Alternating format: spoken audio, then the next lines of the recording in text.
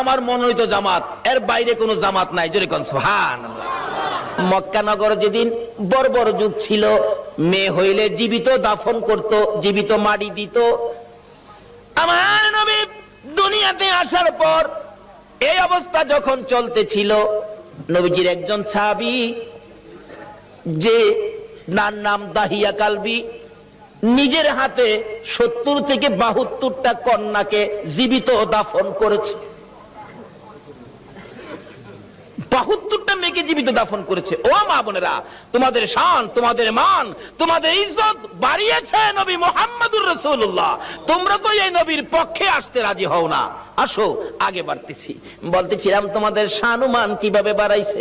দাহিয়া কালবি 72টা সন্তান, 72টা মেয়ে আশপরশী সহ দাফন করেছে জীবিত। এখন তার নিজের বাচ্চা হবে, বিবির পেটে বাচ্চা, ব্যবসার উদ্দেশ্যে